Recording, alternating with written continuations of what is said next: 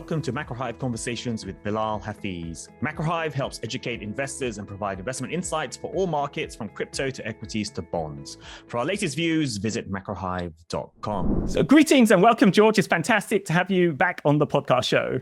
Well, it's great to be back, Bilal. Thank you. Great. Now, there's a lot to talk about. Last time we spoke was about a year ago. That was before Trump's election. So I just wanted to kick off with what your general thoughts are on Trump 2.0. Obviously, it feels like longer, but he's been in office, I guess, 5-6 months now. But what's your kind of high-level thoughts of what we're seeing in the US? Well, I'm a little hesitant to kind of blend my remarks into politics.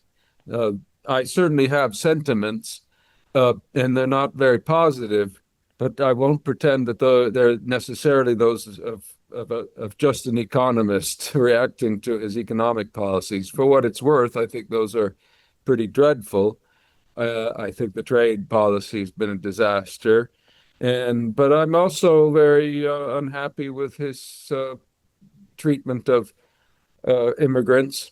I don't say that it's wrong to try to get rid of illegal immigrants, but I don't like the way it's done. And what I see is a complete, utter lack of compassion or any attempt to try to take into account the specific circumstances of different immigrants. And I think that the whole thing is frankly quite obscene.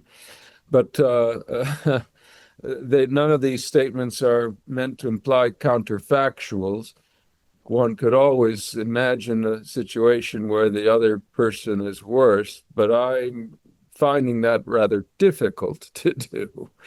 So those are my thoughts. Okay, no, understood. And we'll come back to trade policy and the economic policies a bit later on in our conversation. Yeah. But I also noticed that you have published a new book. I mean, you're a very prolific author, I've noticed. But the new book you published is False Dawn, The New Deal and the Promise of Recovery, 1933 to 1947, which is... I'm not sure. Could you call it revisionist, or is it like an alternative take? I don't know how you characterize it. It is revisionist in the sense that it's distinct. I don't think it's repeating any standard take on the story of the U.S. recovery from the Depression, which is the story my book tries to tell.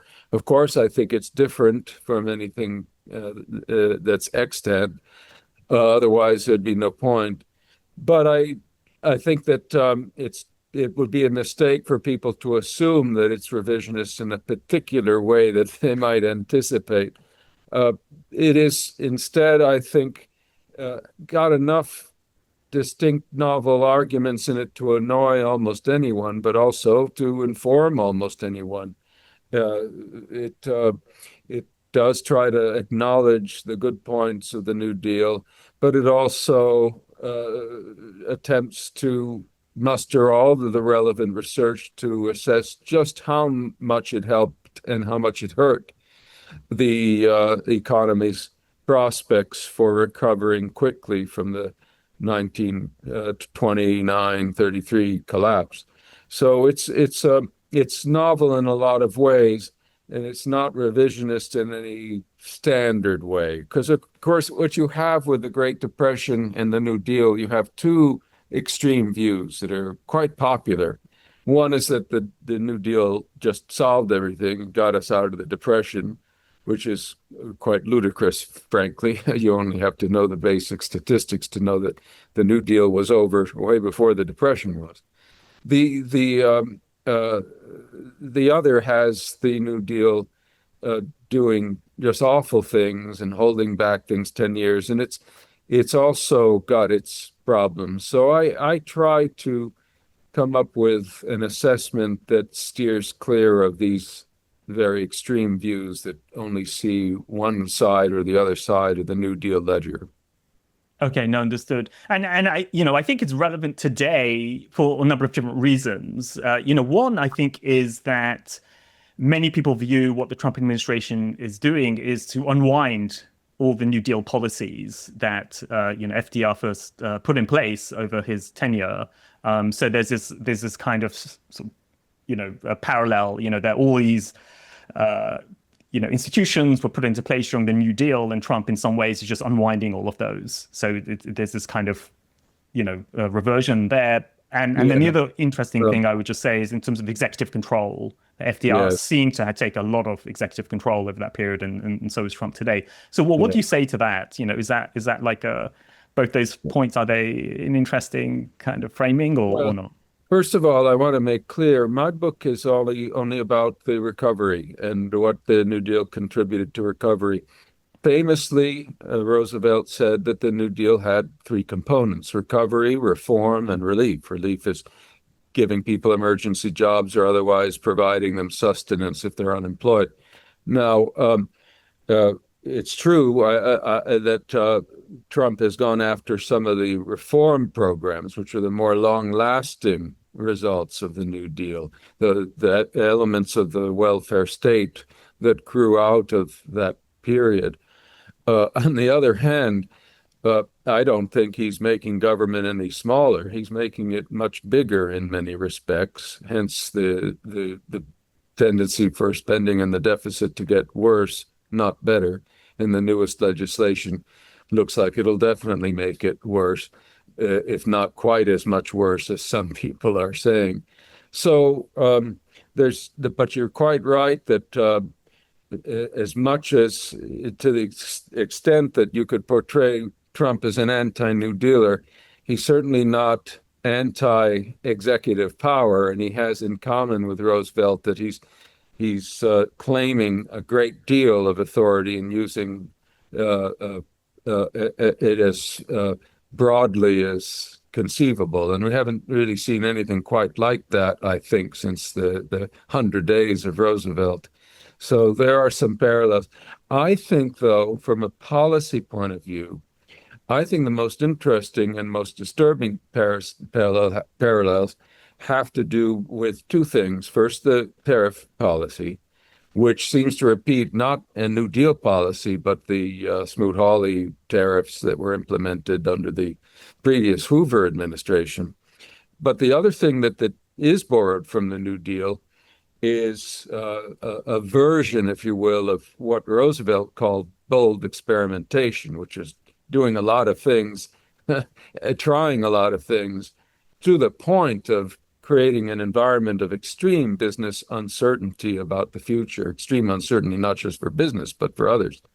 And we have that in spades again. We have a period of great uncertainty regarding tariffs, but also regarding some other elements of the Trump administration's policies, economic and otherwise.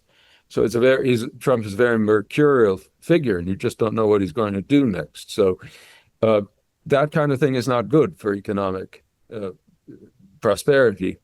And it wasn't good in the New Deal either. It scared businessmen, it undermined investment. I think these are things that we should be really concerned about. You have to have a predictable business environment if you want to have prosperity. And I don't see that we have that now, and we didn't have it in the 1930s.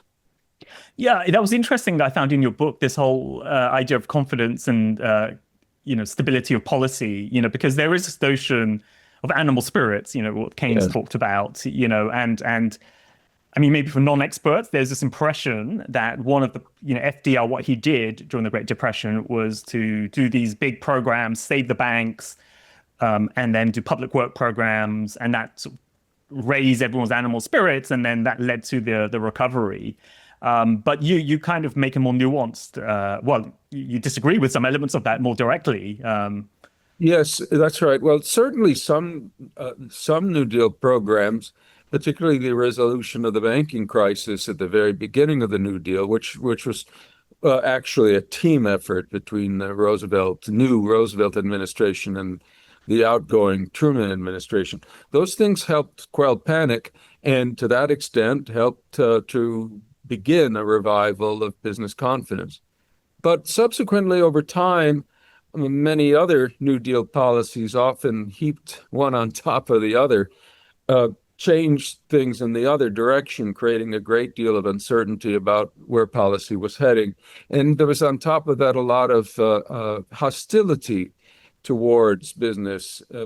The Roosevelt administration, particularly in later in the decade, during the middle part of the decade, its rhetoric, as well as some of its policies, became quite explicitly anti-business. I mean, it was often couched in terms of anti-big business or royalists or other terminology like that. But it tended to be scary to businessmen more generally. And Keynes was very good about this. He wrote about this. He wrote to Roosevelt, and he wrote saying, "Look, at a time like this, if you want recovery, you've got to coddle these businessmen. You've got to make them feel loved." More, not exactly his words, but pretty close. And that is certainly not what Roosevelt did. Now, he had his political motives. He was concerned about rivals like Huey Long and Father Coughlin and Townsend movement. They were people much more radical than Roosevelt, uh, who were threatening to undermine his election prospects. And so Roosevelt decided to steal some of their thunder, but this was scary to businessmen. Now, what people don't get as much about Keynes and animal spirits, and this is to me very interesting. They talk a lot about how, no animal spirits, businessmen are holding back. They don't want to invest. They don't talk about the recovery in terms of a recovery of animal spirits. And my book tries to do that. So look, if a lack of animal spirits can keep the economy depressed, as Keynes and others argued, it wasn't just Keynes, then surely if we want to understand the recovery, we need to understand the recovery of animal spirits. When did that happen? How did it happen? What did policies have to do with it?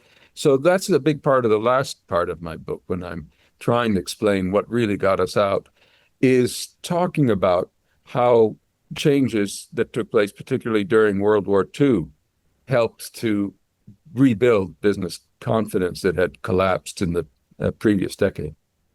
And, you mentioned earlier about the SmootHawley policies, so just before FDR came in, the US, raised tariffs, and there was this global kind of escalation of tariffs. And fast forward to today, Trump is engaging in something similar as well. One thing I would say is that, obviously on so-called Liberation Day, Trump announced those big sort of placard of tariffs, and then the markets had a big drop, but then since then they've recovered, and and he's Trump's talking about still raising tariffs, at least sort of 10 to 15% average effective tariff rate around the world, and it seems like things aren't falling apart. So well, they aren't falling apart because he has kept backing off. He has put it off. He's put off the implementation. Now he's starting to say he's going to do it again. So he lets them come up for air, the markets, for a little while, but then the next thing they're dumping water again. So I think that it's true, things haven't quite fallen apart to the extent that they might have, but the uncertainty is still very, very real, and the prospects of very steep tariffs is still very high. And behind it all, it has to be emphasized, is an utter lack of understanding of trade and tariffs. The Trump administration and Trump himself have made it very clear that as far as they're concerned, if the U.S. has a trade deficit with another country, that means that the other country must have high tariffs, never mind what the actual tariffs are.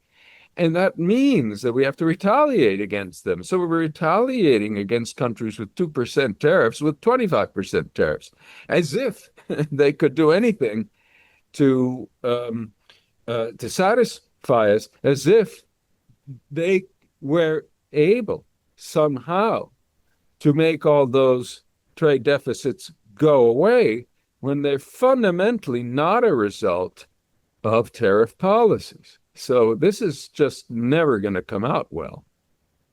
And just on that, I mean, do you think there is a method to the madness, in the sense that Trump wants to bring the current account deficit down, say overall, and so having, tariffs and some kind of implicit weak dollar policy? I mean, is there something, there? I think it's more madness than method. First of all, the premise that deficits are always a bad thing is utterly unsound, and trade theorists and other economists have been making this point forever, that there are all kinds of reasons why you get trade deficits. Some of them are reasons that point to problems with your economy and things you need to do. But even in those cases where the deficit could be said to be a bad thing, it doesn't follow that it's the fault of the country you have the deficit with. It certainly doesn't follow that it's because that country is putting trade barriers in the way. Often it has to do with completely different things. And so punishing those countries with reciprocal tariffs, or just trying to use such tariffs as a bargaining chip, doesn't make any sense because they don't have much to bargain with. So that's that's a big problem right there. That's not method. And that goes as well for claims that this is all really just a way of getting these other countries to come to the negotiating table. Again, that only makes sense if you're threatening countries that really do have high trade barriers. And those are not the same as the countries on Trump's list, because he has made up a list based on trade deficits, not on actual trade barriers. And he seems to still not understand the difference, if he cares. So I don't see how this is all going to pan out well, even if it's true that we have good reasons for wanting to reduce some of our current account deficits. This is not the way to go about it at all. Reining in the deficit might help, ultimately. The budget deficit, you mean? Yes, that can help indirectly, and the administration has suggested that it can help. But there's no indication that this administration is on a path to reduce the deficit. So if it can help, they're not going to do it. So the new piece of legislation is going in the other direction. So I really don't see a lot of method behind Trump's tariff policies. And in terms of the Smoot-Hawley Act, in the early 30s, what was it specifically about the tariffs there? Was it that it was a set of tariffs to start with, or was it the retaliation by other countries? So it was both. It basically was a kind of Frankenstein monster that Hoover created. He originally just wanted a more modest set of tariffs to help American farmers. So he had a more strategic set of tariffs. The American farmers had been in trouble ever since the end of World War I. And this was one of the attempts to help them. But the Congress got to work on that legislation, and through log rolling, you ended up with a much wider set of tariffs being adopted. That is a much wider increase all around in U.S. tariffs. And that in turn led to the reaction of other countries with their own reciprocal tariffs. And the result was an overall tightening of the terms of trade worldwide, and we all were helping each other to become poorer. And now that was by no means the only factor behind the Great Depression. There's some people who say that SmootHawley caused the Depression, and I'm not one to subscribe to that view, but it didn't help. It was one of the factors that made things worse. So, and I think that the round of tariffs that's being threatened, if not yet implemented in the Trump administration, is just as severe, and the prospects for retaliation, some of which we've already witnessed, are equally dire. So this we may not have a Great Depression because of these tariffs, but we are certainly going to hurt ourselves as we did back in the 30s with the SmootHawley ones.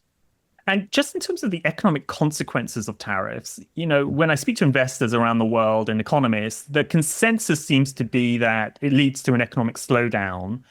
But in terms of the inflationary impact, most people are, settling down into a view that there might be a temporary spike in inflation, but That's the right. inflationary thing will fade.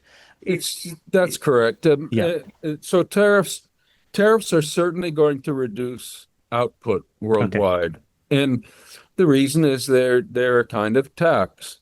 And the most obvious way they do that is by raising the costs of production, because we live in an economy that's highly internationally integrated, where many producers rely on imported inputs.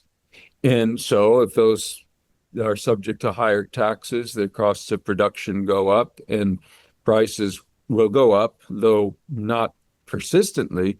But that means ultimately you're going to see reduced output and reduced quantity demanded because things are more expensive. And the reason it's not going to lead to persistent inflation necessarily or directly is that it's like a one-time supply shock. You just have this adverse supply shock. Imagine that you had some kind of neutron bomb that just took away 10% or 20% of your inputs or made them that much more scarce, and did that not just in one country, but in a lot of countries. You would see the cost of production jump up, and you would see product prices have to jump up to reflect that, and quantities would go down. But you wouldn't have in that a basis for prices rising every year, another 10, 20, whatever percent. So COVID was rather like that.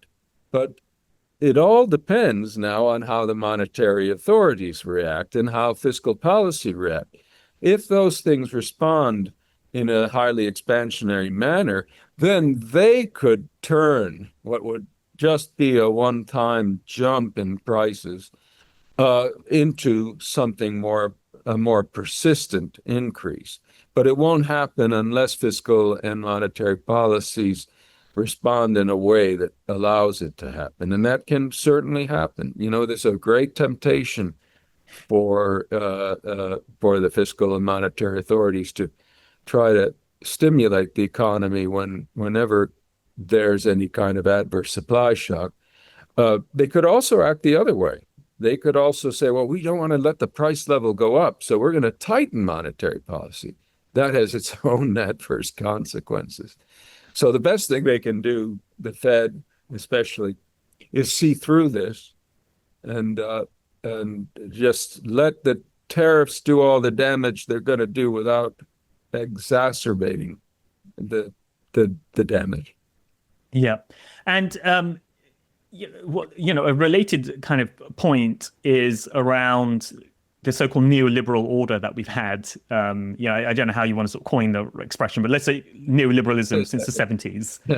Well, how you define it depends on whether you want to attack it or defend it, right?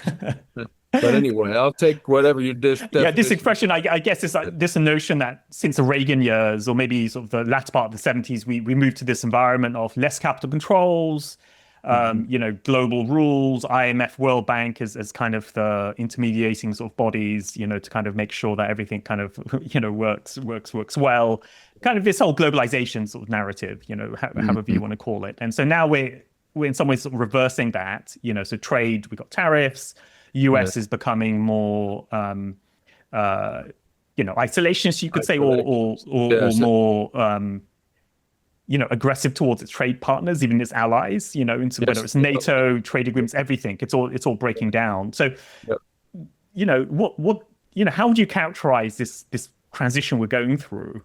As I characterize it as bad.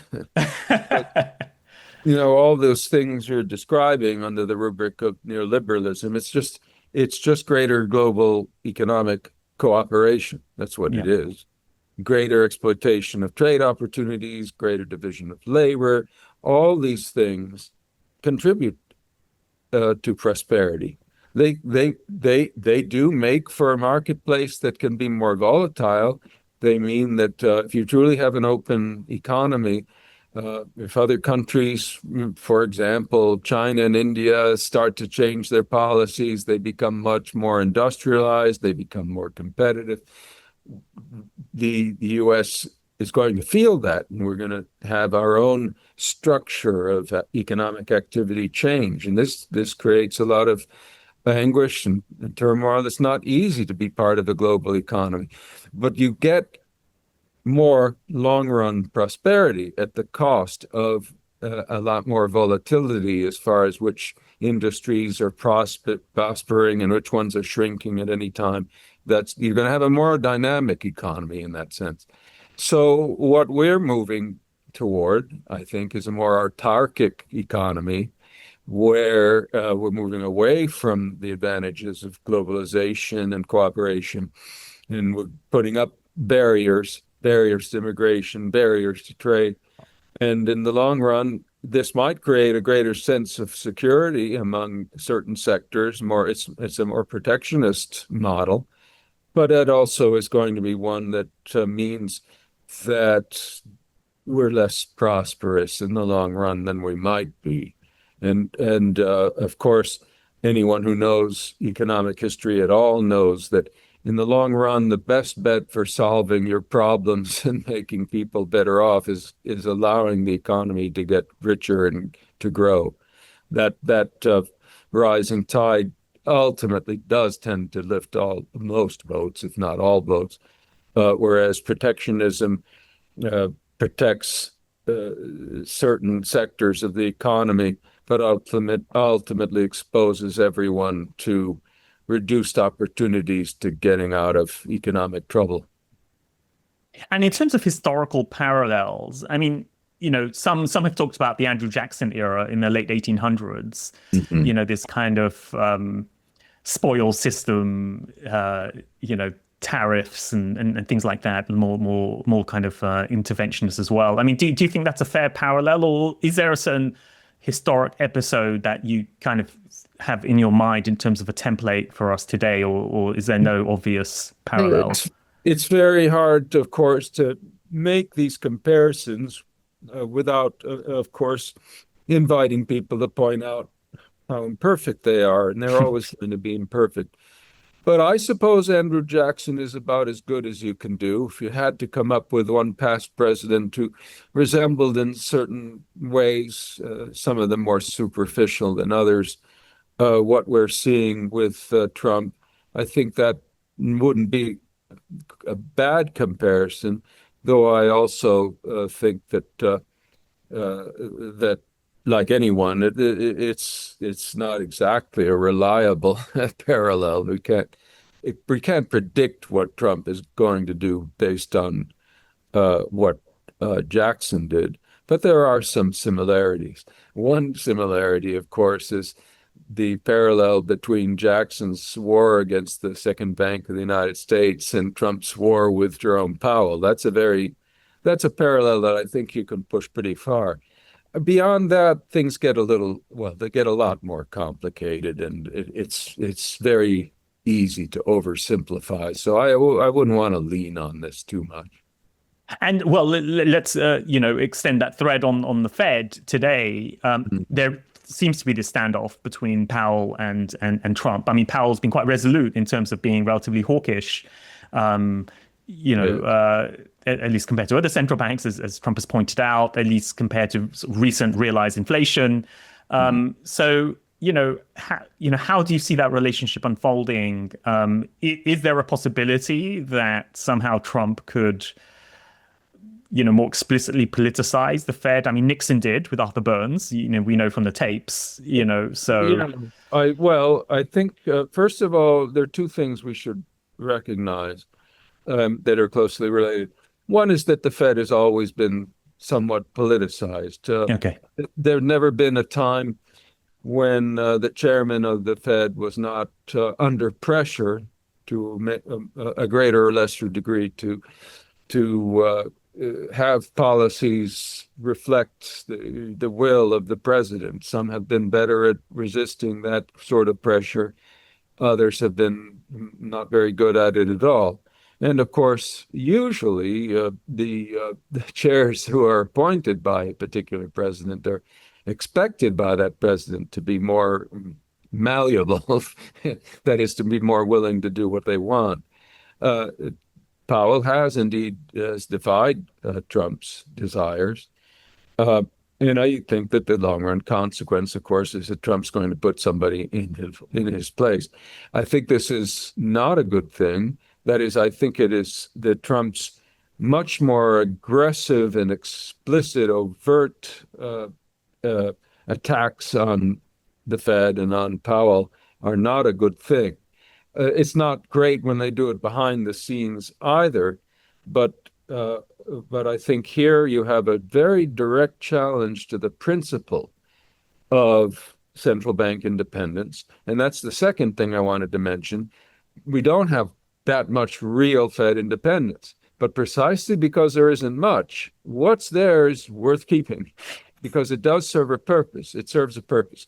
To be blunt about it, if Trump had his way, and most presidents are biased in the same direction, we would have lower interest rates and more inflation, because more inflation in various different ways makes government fiscal policy a little easier. It makes it easier for the government to market debt, that sort of thing, or to reduce the value of the real value of its debt. So Trump has that bias. A central bank that yields to presidential bias will not do as good a job of combating or controlling inflation. And no one else in the government is in a position to take responsibility for inflation. The way our system is set up, if anything, we put way too much responsibility on the Fed, which has not only to control its own money creation inclinations, but it has to deal with the reality of what is sometimes extremely excessive deficit spending that puts upward pressure on prices. So the federal government may spend oodles of money, and it's the Fed's job to put on the brakes to make up for that and prevent it from causing too much inflation. So when you start with a situation like that, and then you add a president browbeating the chairman to not raise interest rates, which is the mechanism they use to try to combat inflation, you're setting up the stage for excessive inflation. We've just had a good bout of it, not by any means the worst, and people did not like it. And so I think it should be pretty clear that if we end up with a lot more, we're not going to have that is not going to contribute to Americans' sense of well-being. That seems pretty clear. So although a lot of Americans may sympathize with Trump, my guess is if they do, they don't understand, that is with Trump's attitude towards Powell, they may not understand that this is not going to be conducive to controlling inflation. They may not see the connection between inflation getting worse and Trump getting his way. But that's the connection that will unfold. And we talked earlier on the budget deficit, and this is obviously linked to inflation. It's linked also to the current account as well, in sort of indirectly at some level. Right. I mean, what are your thoughts on the big beautiful bill? Well, I think it's big, all right, but I think it's not very beautiful. And it'll certainly increase the deficit at a time when it's already dangerously large. And that's not good. And a lot of and it has the usual large components of pork and waste that such legislation tends to acquire. So I don't see much merit in it. Of course, if you dig through this big bill enough, you're going to find some things that are okay, or at least I might find some, you might find some, other people might find some, but we might all find different things that we think are okay. But when you add it all together, you end up with legislation that makes people worse off.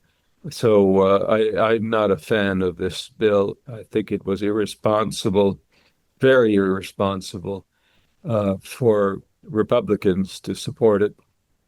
And I think the United States economic condition is not going to improve at all because of it.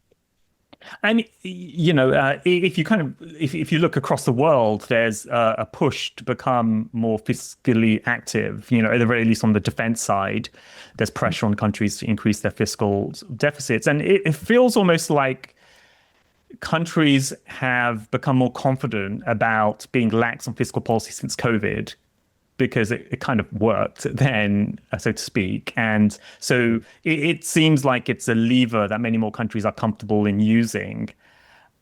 Well, I think that's a very big mistake. I'm not one to exaggerate to the perils of deficit spending. I understand and don't disagree with it, resort to it as a stabilizing device.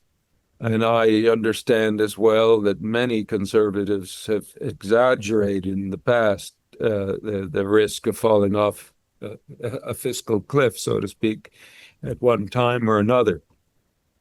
Nevertheless, there is such a thing as fiscal dominance of monetary policy, where the fiscal situation becomes such that it's very hard for the Federal Reserve to do its job of avoiding inflation.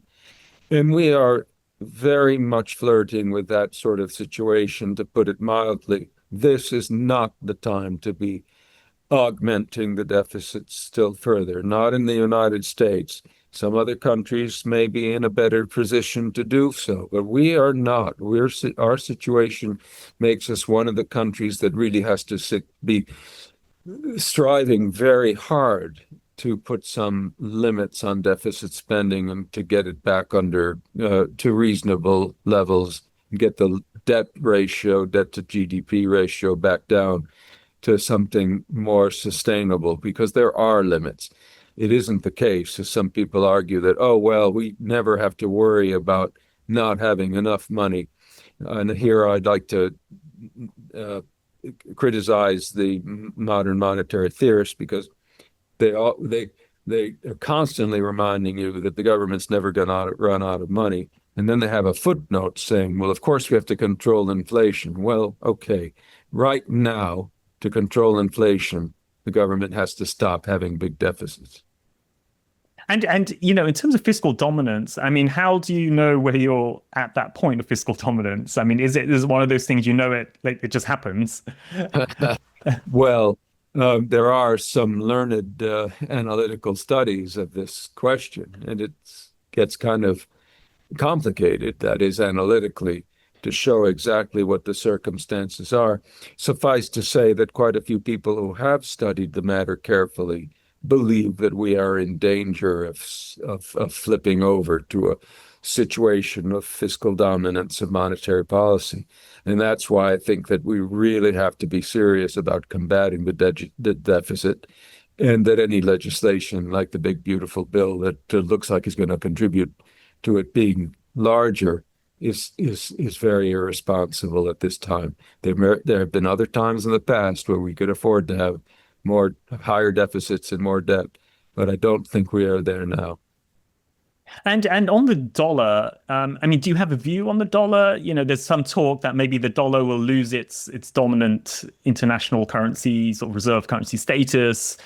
Other countries may be trying to promote their own currency blocks, different currency settlement, regions, those sorts of things. I mean, do you think there's something important on the currency side that we should, be cognizant of? Yeah, I do. I don't think it's likely that the dollar will be unseated as far as losing its dominant position. But this is just because none of the other currencies are close contenders for that status. What is happening is that there's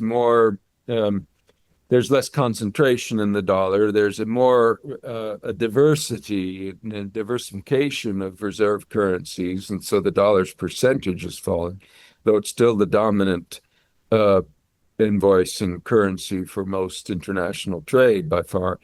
So, but what I think should concern us is that the dollar is losing its status as the currency that's trusted above all, that creates exceptional demand for US dollar debt and that sort of thing. And of course, if that demand starts to shrink, then we're going to have that much harder a time sustaining our spending, government spending. The deficits are going to get worse. The interest rates are going to go up. And of course, the interest rates that service the debt are a big component a big contributor to its growth at this point. So I do think that the dollar's position in the global economy is getting shaky in many respects, even if it's not about to lose out to the yuan or to the euro or any other major currency. And I think that this is a time, again, when we can't afford to have that happen. And we certainly aren't going to fix it by having the U.S. government spend more or by having a president who tells the Federal Reserve to not combat inflation as vigorously as he wants to. And so I think the dollar in the long run, I think there is a real risk to the dollar. Of course, in the short run, we're already seeing the dollar's depreciation in international markets. I know that very well because I live here in Spain and my dollars are, worth something like 10%, a little more now, less than a year or so ago. So there's a real cost to dollar profligacy, government profligacy, the manifestations that is the toll being taken being one that could easily increase. And we've covered a lot of ground, so I'm sure we've covered all the main risks and fears and worries. I mean, are there any serious worries that you have, beyond what we've talked about? I mean, it sounds like the fiscal side is a big concern. The possible, political influence on the Fed could be another one. Yes, well, as an economist, I'm bound to harp on such things, inflation and the deficit and fiscal dominance. But frankly, I don't think they're the biggest problems that the United States faces. I think the biggest problem that the U.S. faces right now is this tendency to become an insular, intolerant, unfriendly player in the world economy. And it's ultimately going to hurt itself by being that way, and it's going to hurt the rest of the world. I've been very saddened to see the cultural phenomena that is the MAGA movement, which has some, in my opinion, some really scary aspects to it. I think civil liberties are in danger in the United States. And those things ultimately strike me as being more important even than things like inflation and deficit spending. I think the protection of freedom of speech, for example, is extremely important. I'm worried that the United States is going to stop being perceived and stop being the kind of place that it had famously that made it an outstanding contributor to the world economy and made it the favorite destination of many aspiring, striving people worldwide who were looking for a place where they could achieve their potential. So those are the things that worry me most personally. The economic stuff should worry everyone too, but it's probably less scary on. Yep, understood. I mean, quite a somber sort of end to the conversation there. So I do want to end on a more upbeat note, which is that you did publish this fantastic book, False Dawn, Yes. The New Deal and Promise of Recovery. Just a question on that. I mean, what motivated you to write the book? This kind of take on the New Deal and the recovery. Well, I knew a bit about the New Deal and the Great Depression because I used to teach courses on it when I was a university professor. And I was struck by in social media, you get a slice of what people believe, right, from social media. And it struck me that opinions about the New Deal's role in the recovery were all screwed up, sometimes in one direction, sometimes in the other. You had people loudly proclaiming that the New Deal kept the recovery back for a decade. and others claiming that, of course, it ended the Depression.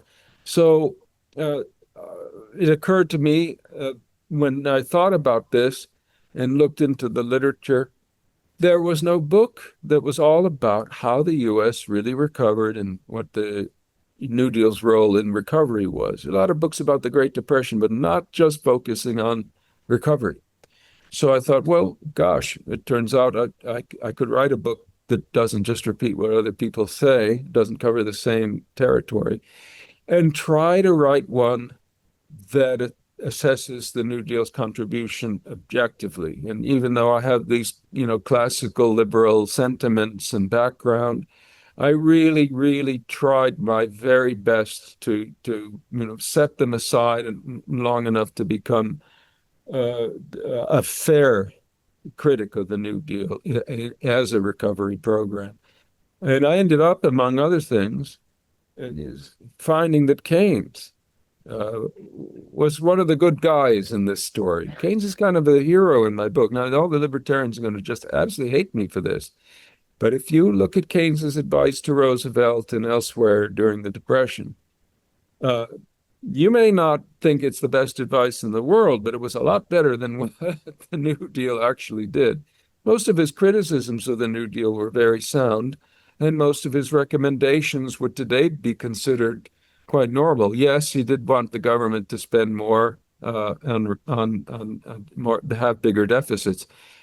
But what he was recommending would be considered, small beer today compared to what we consider to be run-of-the-mill countercyclical policy.